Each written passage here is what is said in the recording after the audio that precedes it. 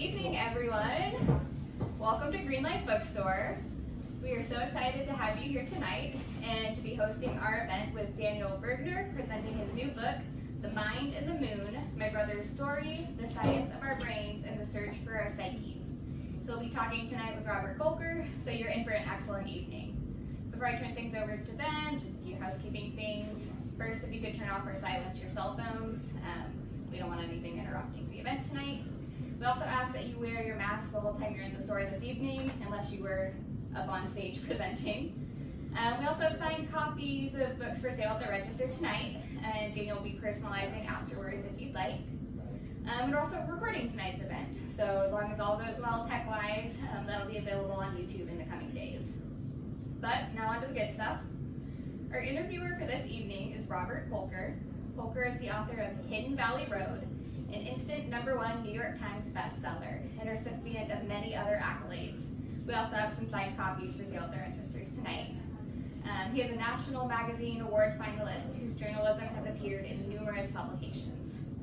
He'll be speaking this evening with our featured author, Daniel Bergner.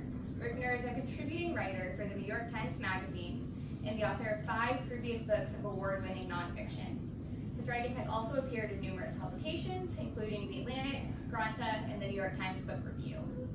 In his new book, The Mind and the Moon, Bergner asks profound questions about how we understand ourselves and the essential divide between the mind and the brain. Why is it that we still don't understand how the mind works? And given all that we still don't know, how can we make insightful, transformative choices about our psychiatric conditions? Bergner examines the evolution of how we treat our psyches and explores how to seek a deeper engagement with ourselves and one another. So, you're in for something special tonight. Daniel will be reading from the book, and then Robert will join him in conversation, and you'll have the chance to ask questions after that. So please, join me in welcoming to the stage Daniel Bergner and Robert Kolker.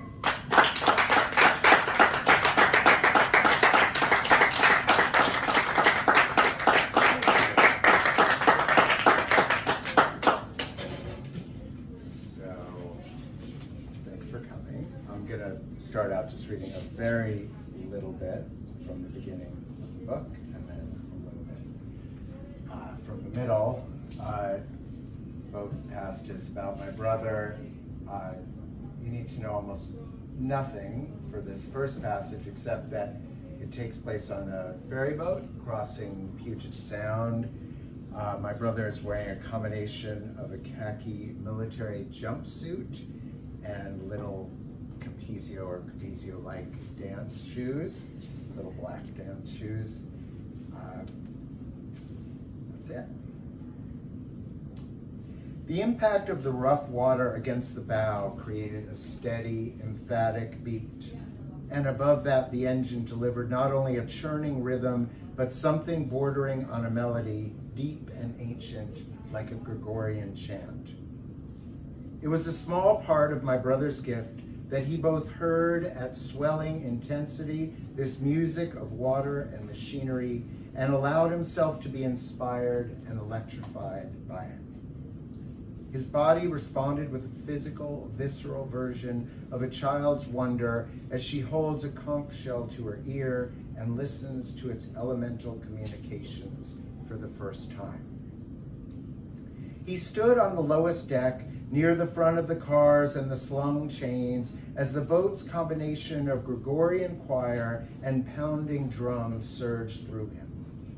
He lifted one foot to knee height, then leapt high off the other and landed on the first foot, so that there was a simultaneous vaulting and transferring of weight, followed by a reversal and more repetition, back and forth, melded with the strivings of his torso and arms, amounting to movements at once airborne and sinuous.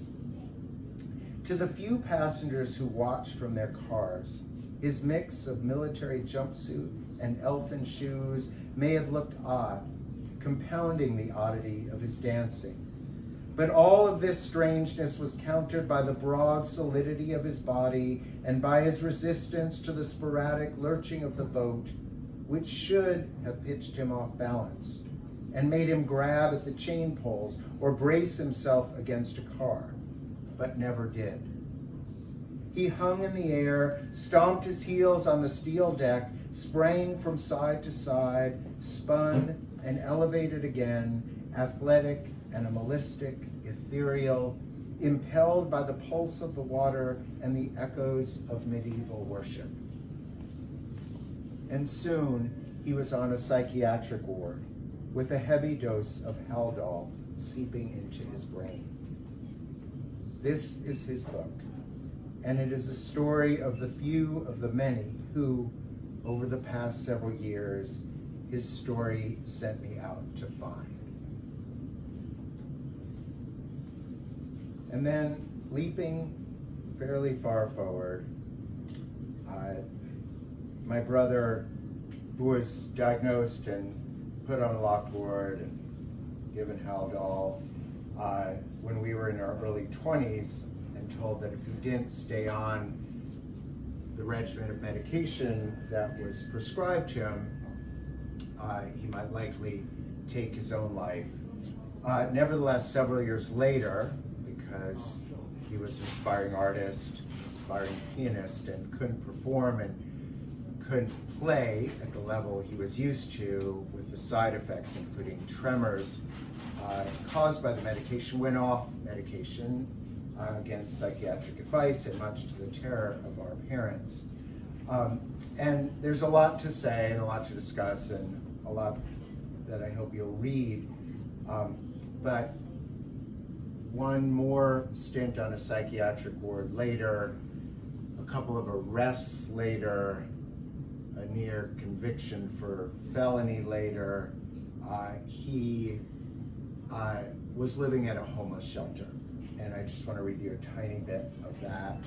He found a part-time job. He was cooking at a low level at a nursing home by this point, but was living at this shelter. And this is his voice when we were in our late 20s.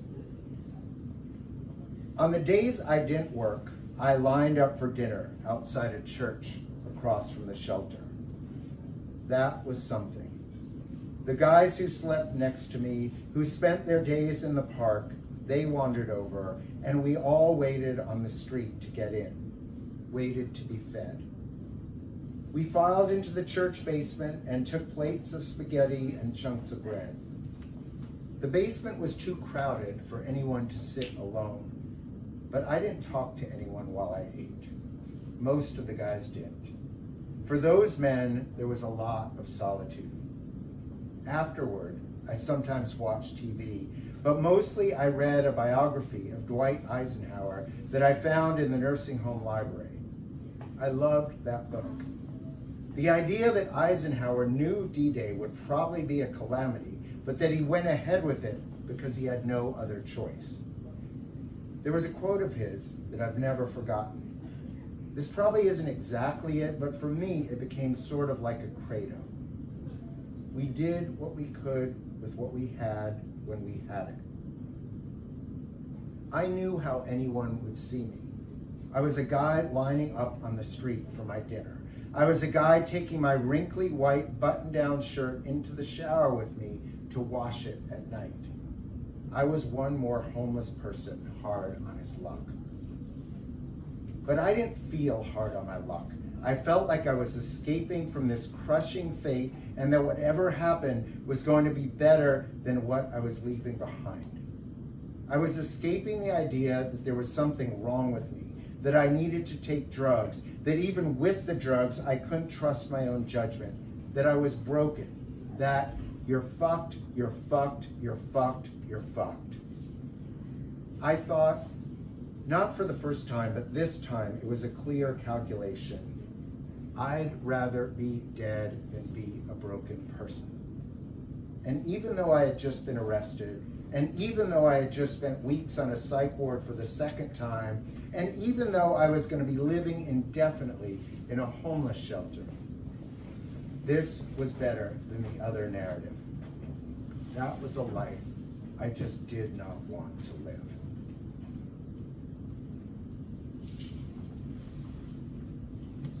And now, turning it over to the awesome Bob Kolker. That was wonderful, and thank you all for coming. I'm thrilled to be here to help celebrate the launch of this wonderful book. And I've been very glad to get to know Daniel over the last several months after reading it. I'll start more broadly and say, we're in an interesting moment when it comes to the conversation about mental health right now. Just thinking about today, I thought of 4 big things that are part of the conversation right now. There's COVID-19 and everyone talking about the mental health impact of that. There's, of course, the ever-present stigma about mental illness and its supposed harms involved in mass shootings and whatnot. There have been a string of incidents involving homelessness where mental illness has been blamed for a series of violent incidents, again, out of proportion with what actually is the reality statistically that feeds into the stigma. And then there's Kanye West and Britney Spears on the other side of it. There's the question of mental illness and forced treatment and conservatorship. And it's for any journalist, it's a very fertile area, but it's very, very hard to get a way in that is really meaningful and that isn't just sort of stirring up the issues. And what I admired so much about Daniel's book is that while the story of his brother is extraordinarily compelling, he transcends memoir and turns the whole book into a conversation in which he has this very particular ability to make assertions that are mildly controversial, but to do it in the most gentle way, that you are drawn along with him and are really invited to think harder about something than you might have thought about before. And that's what I appreciated most about it. And then from a personal level, I wrote a book about mental illness. It was we have slightly different approaches to the questions about mental illness. My book is about early efforts to isolate a genetic explanation, whereas Dan's book looks at the medication question in a lot of amazing detail that I hope we'll talk about later. But really, it was kind of like wish fulfillment for me to read Dan's book, because there are large sections about it, about medication and biology, that get to the heart of lots of questions that I still had even after reading my book. So I would sort of give out a little cheer like, hooray, he did it. He addressed that question that I couldn't seem to wrap my head around. So it's a very deep thinking book, but also a gentle narrative.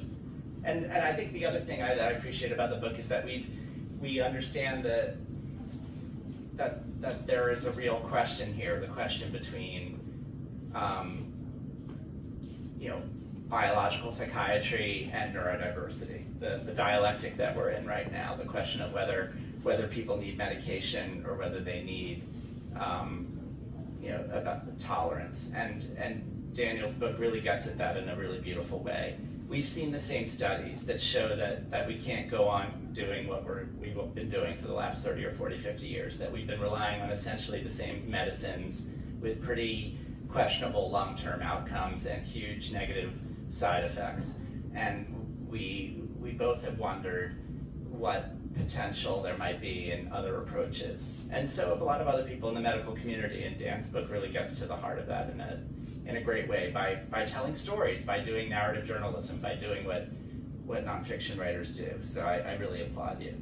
I thought I would get the ball rolling by walking people a little bit through the book by talking about the 3 big stories you tell first, and then maybe at the end we'll touch on the broader conversation about biological psychiatry, medication and its drawbacks, neurodiversity, hearing voices, and whatnot.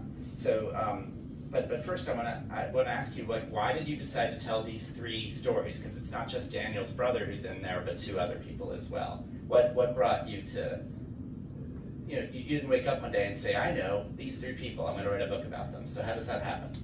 Right. Okay. I'm going to talk loudly, but if I'm fading, just yell and I'll pick up the microphone. But first, a huge thank you for all of the above, and of course, returned admiration for the depth of your work in this same area. So it's really meaningful to have your reading, and to have those kind words. You know, so my brother's story has lingered between us for decades, right? I mean, early 80s, we were in our early 20s. This kind of overturned our family's life on the one hand, but on the other hand, we were living separate lives. And my brother and I, more then than now, different people, and I could kind of, to some degree, I was intimately involved, and our parents wanted me to be very intimately involved, but to some degree, I could kind of check out. And for instance, the most glaring example of that was that time when he was homeless. I was aware of it, but I wasn't, I don't know, it still baffles me how I could be aware of that and yet be emotionally disconnected. And so there are times I'm reading that passage aloud and I still get choked up because I just can't. It's an indictment of me. It's such a depth of pain and isolation that he went through. But anyway, that's not an answer to your question, because you're saying, how'd you get the rest of it? So basically what I do is cast a really wide net. That's always my process. So I'm thinking there could be 20 different people who could carry this book forward, but I know in my writer's mind at the same time, I mean, my heart's going out to 20 people, my writer's mind knows I've got to get this down. And so I think partly the process was, my brother's technical diagnosis, though there's all kinds of blurriness here, was that he was quite severely bipolar with psychotic aspects. And we still have the hospital records from that time. I sort of wanted to go in both directions from there. So Caroline, who also really drives the book forward, is a quite constant voice here, often in really unsettling terms. So I often think if she were a man, we would be terrified of her. She would be the person who we're worried is going to go onto the subway and create mayhem. So takes center stage as the subject in the New York Times Magazine excerpt from a few weeks ago, and she becomes a huge advocate for the hearing and instructor in the hearing voices. Right. So she becomes this transformative figure. I wrote a long book, Rosa, if we want to get into the weeds, that did not have Caroline in it. I had not met Caroline. I thought I'd have a different person dealing with extreme psychosis, but when I met Caroline and she told me about how her path had led through being a roller derby star in Asheville, North Carolina, I just thought, I'm staying right here. If you, Caroline, are willing, I'm going to be at your side for a long time. And then I really thought, well, wait, I want to also be at the other end in the much more common realm of common depression and anxiety. And so there was talking to lots of people too, and really got entranced in David's story, who was such a high-flying civil rights litigator, had argued in front of the Supreme Court, but really was beset by a depression and level of anxiety that was making him question his basic capabilities, in a way that was sort of split off from reality, because no one at that organization, which I've left nameless, but is a very prominent civil rights organization, no one was questioning him. No one was saying, well, maybe it's time. And yet he couldn't think his way past that. So I really want to follow his story. It just becomes, as you know, like, you're going to commit a lot of time. You're going to, and a great deal of sort of your own you're going to embrace this level of intimacy, and I just didn't want to stop spending time with those people. And they all serve very discrete purposes. I mean, I find David's story very intensely dramatic because you have such a high-functioning person who privately is crashing, is really imploding, and that's something that I think many readers might find more relatable than an extreme situation about someone, I don't know, you can imagine if you go to the movies what the story might be. But this one seems more like both hugely dramatic, but also an everyday occurrence. And then I wondered if you were to talk about the purpose that each three people serve in terms of the general points you wanted to make about this subject. Right, so they all ask questions through their journeys about our assumption, I'd say culturally, over the last 40 plus years, that medication is the solution. It's just sort of a given. And their journeys raise questions about just what is the relationship between brain and mind. When my brother was put on that locked ward, biological psychiatry was just taking full hold. And we've lived with its arguments, its particular expertise ever since. So brain is mind. And one of the cliches is, oh, you have an illness, it's just like any other physical illness, let's treat it that way. And one of the cliches is, let's just balance out your chemistry the same way we apply insulin to diabetes. Well, that simplicity, which I've actually seen Nobel Prize winners deliver, I find staggering.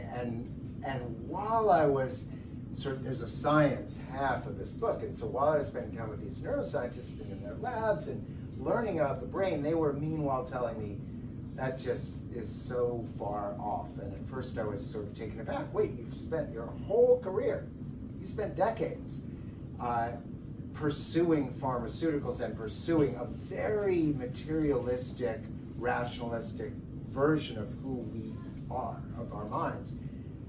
But you're being suddenly very candid with me now, saying that it's just not working.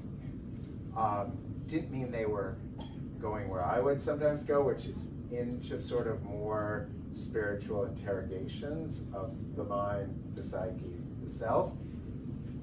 But it did mean they were deeply questioning their own approaches. So David's, tells, to be more specific, David's story takes us to withdrawal symptoms from everyday SSRIs, anti-anxiety meds, which is symptoms that have got more and more attention just in the last couple of years. Caroline's story takes us to the problems with medicating psychosis and asks all kinds of questions about, see, I identify with her as much as I identify with David, just because, I don't know, there's just something about her sense of there being more than one reality that, not to romanticize this, but I kind of feel like we're all in our own subjective spaces. Certainly me and my brother were, even in our singular family. And then there was my brother who, for me, served all kinds of purposes of going deeper into who he was, who I were, and I hope ultimately who we are. There is, apart from these three stories, there is a tremendous amount of material on psychopharmacology and how it all evolved, about some of the very featherweight and flimsy notions that kind of floated the whole industry from the very beginning, and also about what people hope for now. And it seems so necessary. Just the whole notion of mental illness being a chemical imbalance is something that I mean, I'm 53, so in my 20s and 30s and 40s was drilled into me for decades. Just, are you mentally ill? Oh, well, you must have a chemical imbalance. Let's find the right chemical for you and we can solve the problem. And it's a very, not only Western, but capitalist, and you can ascribe any sort of other modifiers to it, of just like, you got a problem, we're gonna solve the problem. And all of it seems to be built on a house of cards, and Daniel does a good job of laying all that out, but also very empathetically talking to the people who have made this their life's work.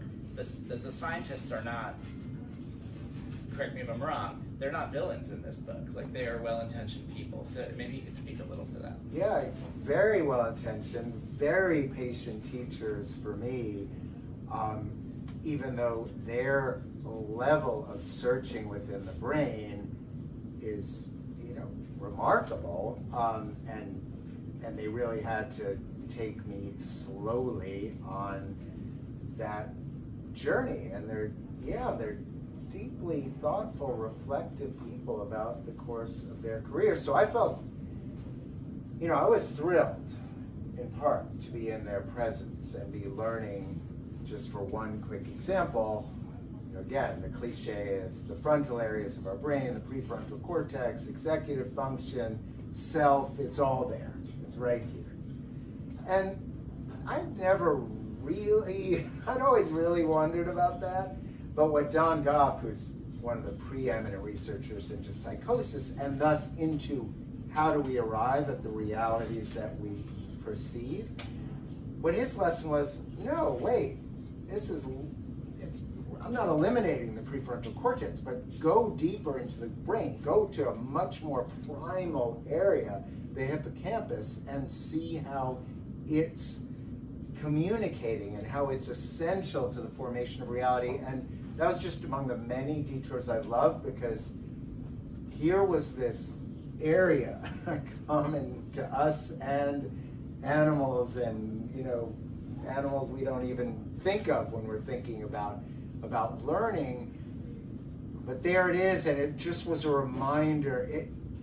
There's this theme, I hope, that comes through in the book of humility, and it was a reminder about the importance of humility when we think of our advanced states. And just to wander for one more sec on this, so Steve Hyman, who was long the director of the National Institute of Mental Health, and now directs this Center for Genetic Psychiatric Research, just said we need epistemological humility. And he meant effectively, like, we don't know.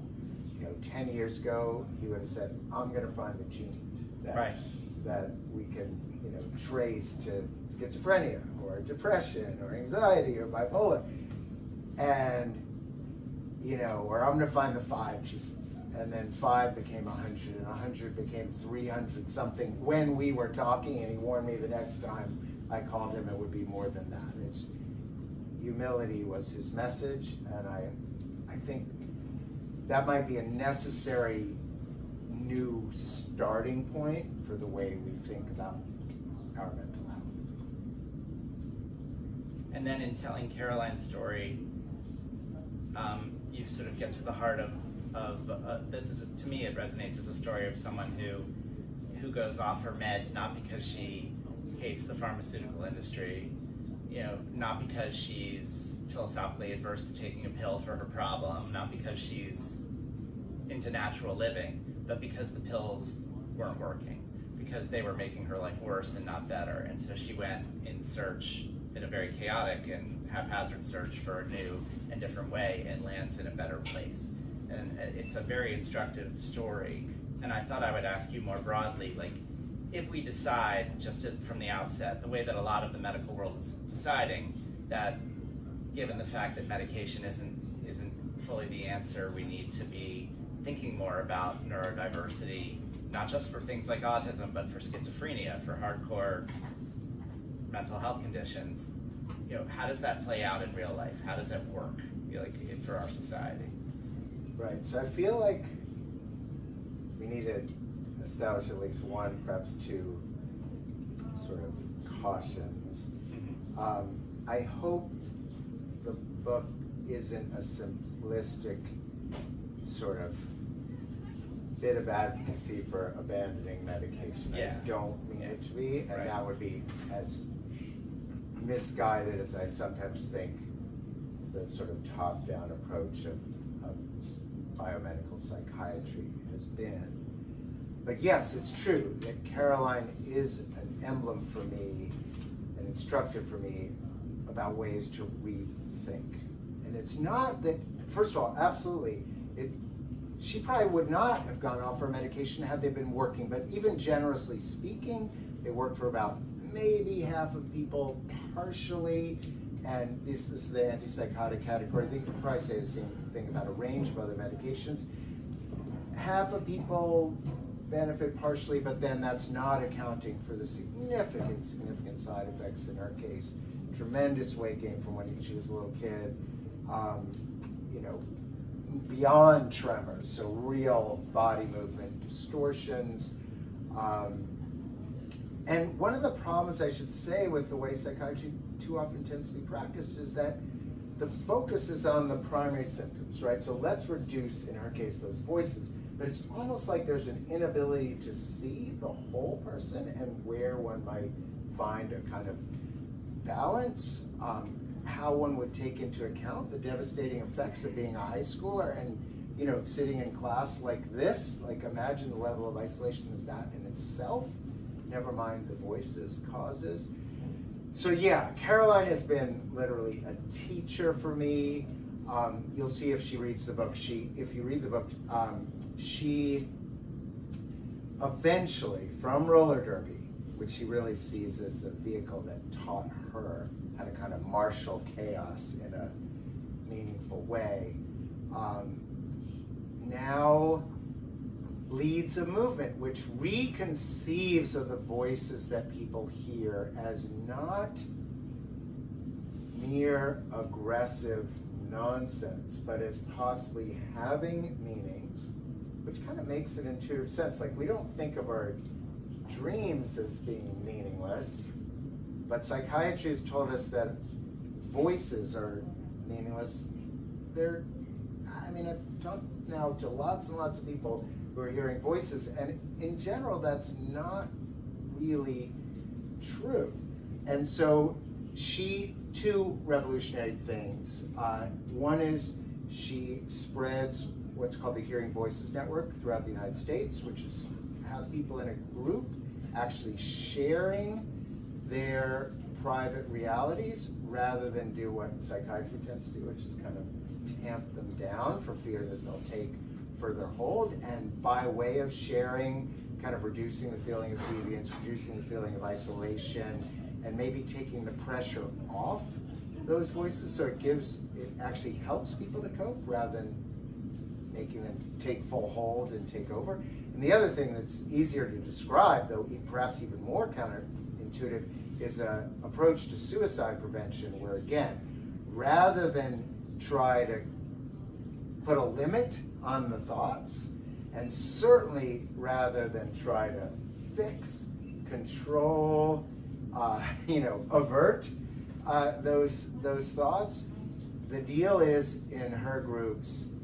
no matter what you say you intend to do, no one is going to call 911. And just to give you a sense of how revolutionary this is, and this is not to deter anyone from calling a suicide hotline, but the best funded by far, federally funded suicide hotline advertises confidentiality. It's not. I mean, they're scoring what you say, and they dispatch about 20,000 ambulances and police cars per year.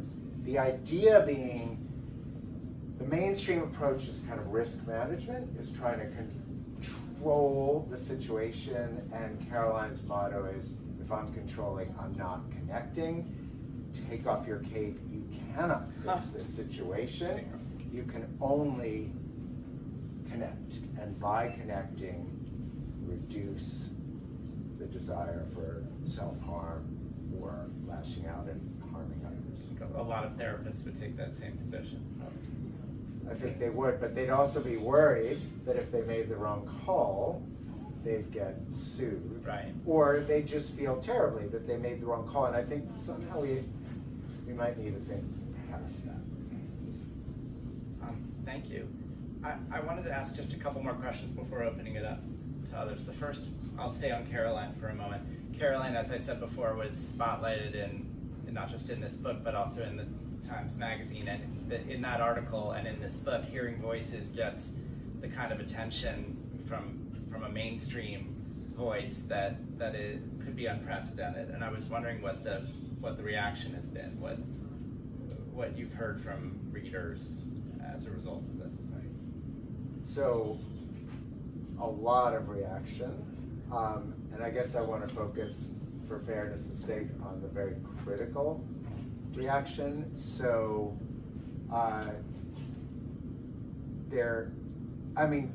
let's start with Don Goff. So we have a real mutual respect. Don Goff is from Harvard, right? Don Goff is the psychosis researcher I mentioned earlier, but yes, longtime Harvard researcher, now he's at NYU.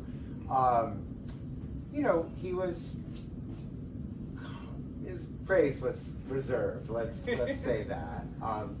We have some fundamental differences of thinking. But we understand each other. Much more glaringly, and this is easily Googleable, so there's a man, he's a fellow writer, Freddie DeBoer, who suffers from psychosis, and posted a video actually saying, fuck you, Daniel Bergner, and laying forth why I was so egregiously mistaken, and it's a very painful 10 minutes, but you should watch it, because he says that without medication, he would have committed a very specific act of violence, and that he's willing to pay the price, and he goes into great detail, and it is terrible detail about the side effects, but that he is willing to pay that price in order to live, and in order to live without, as not someone who commit those acts of violence. That's something. Yeah. I'll just ask one more question before opening it up, which is, how's your brother, and how's he feeling about the book? My brother is great. Spoiler alert. He lives this amazing, meaningful life that the last quarter of the book is about, and I think he feels great about the book, which is great. There's such an act of faith happening there, and so that was a real relief to me. And he's actually come to other events, and we'll do eventually in the fall. We'll do some events together. Wonderful. Anyone in the audience have a question or two for Daniel?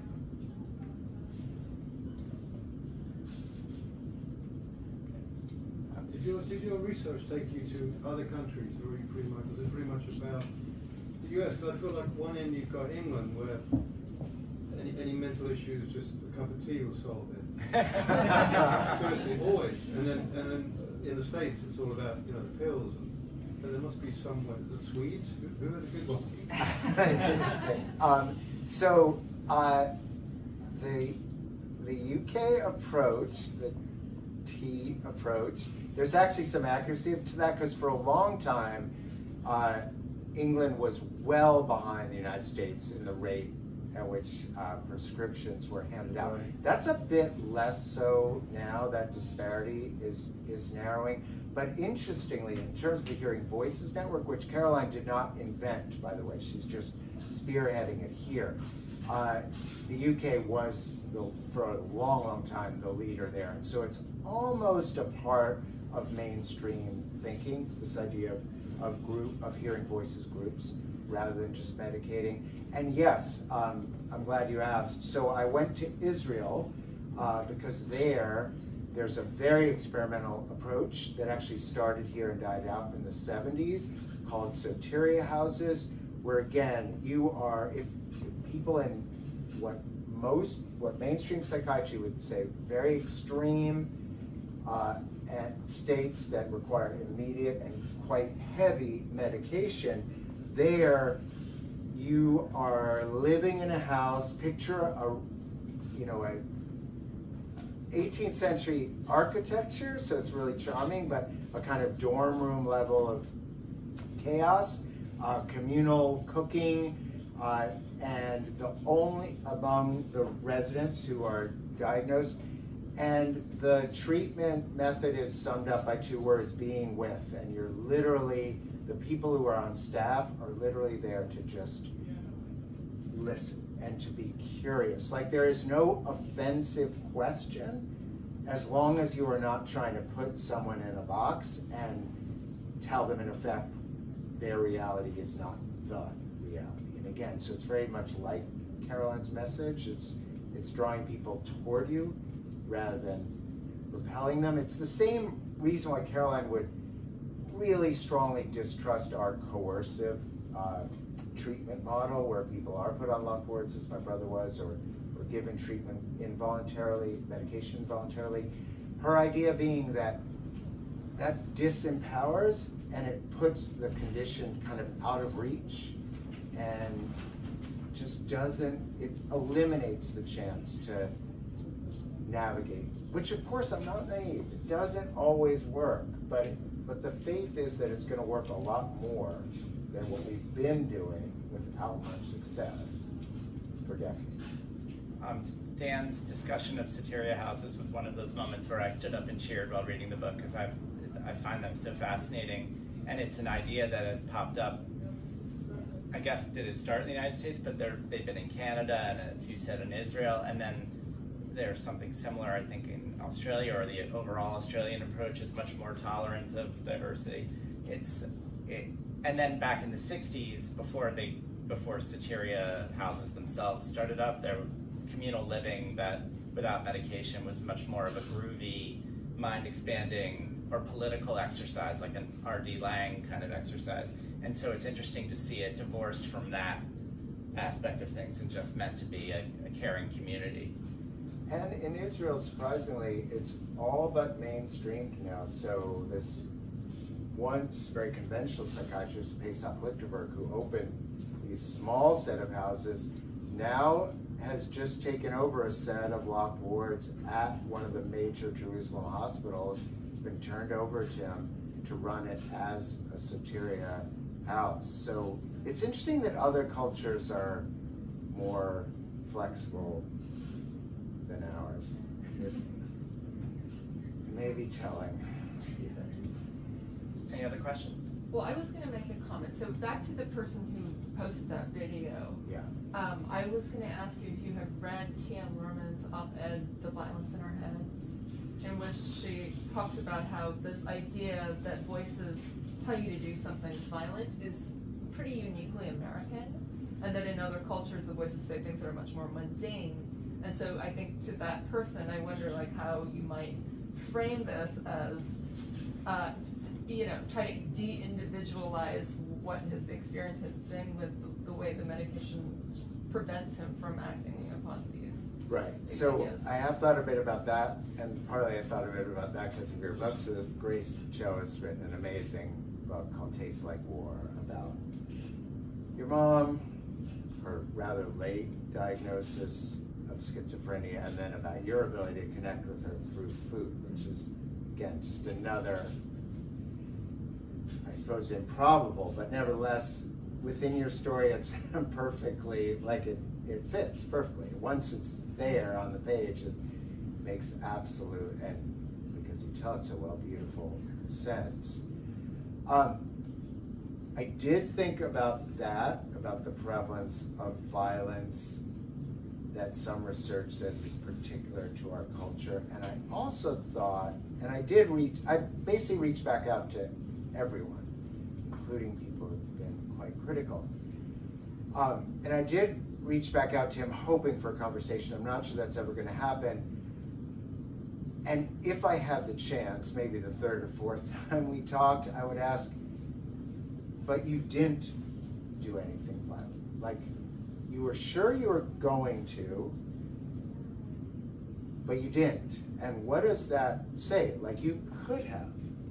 And what does that say about the agency that's right there, but kind of somehow gets lost, that gets masked? Because he was, at that time, unmedicated. So he's saying, I was about to take her life, but he didn't even come close to that. He didn't come near to her. He didn't do anything, and that has always stuck in my mind. I just urge everyone to watch that video. I've watched it a few times because maybe I need a certain level of punishment in my life. But it's really instructive. There's the level of self-loathing is really, really, really powerful, and so is the difficulty sometimes of navigating, which he obviously is doing, but at a very harsh price. We're caught in this bind, right? Where for years as a society, we're made to understand that there might be a pill to solve any sort of mental health problem you have, and yet for severe conditions, that's never been the case. We're using essentially the same medications for the last 70 years, as your source says in the book. That's 70 years of the same bad ball game being played, and so you wind up wondering if there might be a better way, and if there aren't real cost prices to pay. But I saw some hands. I'm sorry. So sorry, and this goes to your question. Are there any large-scale statistical studies saying different voices in different cultures, and if so, were they published? Right. So totally unrelated. Yeah, no, this is totally relevant. In a sec, I'm going to turn over to Grace because your memory is going to be better on this than mine. What there definitely is a set of World Health Organization studies done over a series of decades that indicate that long-term outcomes in cultures very different from our own, and cultures that almost by definition, because they're less developed, if we are the apex of development, and thus where medication is much less probably accessible, that those countries seem to have better outcomes. And these series of studies were replicated, like I said, over decades. Of course, the counter argument is very hard to compare outcomes across very different cultures, so there really is a counter argument, but still it's hard to ignore because the studies and the data is spread out over such a long period. So there is this indication that sort of other ways of seeing ourselves, other ways of seeing what it means to live a meaningful life, other ways of maybe being a little less afraid of difference might lead to better outcomes. In terms of time, I mean, going forward, I mean, 100 years ago versus now, is there some also other studies showing like maybe we're seeing more diagnoses, but the prevalence is always the same? Well, running through my head, now I'm going in two directions. So quickly on differences in rates of diagnoses, that has taken off. So there's a 10-year period not long ago wherein the diagnosis of bipolar among young people increased 40 times. So whatever you want to say, there are people who say, well, it was underdiagnosed to begin with, but nevertheless, 40 times is a somewhat alarming figure. And there are, to go back to profit motive, there's easily documentable evidence that prominent psychiatrists, so real, at the apex, Harvard psychiatrists with big influence on how practitioners work and prescribe, were paid by the drug companies to generate this idea that our young people were bipolar and needed medication. So that's the easier one.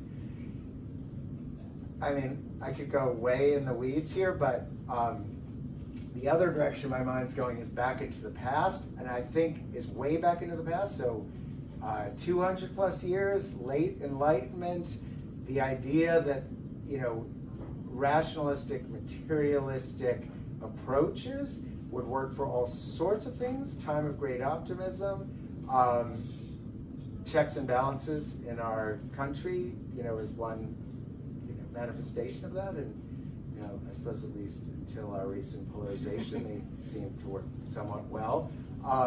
But at the same time, there was this idea that we could kind of balance out the brain. That starts way back then. So we were spinning the mentally ill at tremendous rates to get the blood apportioned better. We were all but drowning them, like pseudo-drowning them, put them in a cage, plunge them underwater, make them think they were about to lose their lives, to kind of reboot them. I could go on, and then this, of course, traces forward into the 30s with lobotomy and that idea that you could literally excise the material of mental health trouble. All of it's a kind of lineage of brain being mind, of material being self, which then plays out with pharmaceuticals. And I skipped right past saying I was going to put you on the spot. Is there good evidence of differing levels of violence across cultures? Yeah, Tia Lorman. She has a book called, she and Jocelyn Moran have a book called our most troubling madness, case studies across cultures, and it references the WHO studies that Daniel just mentioned.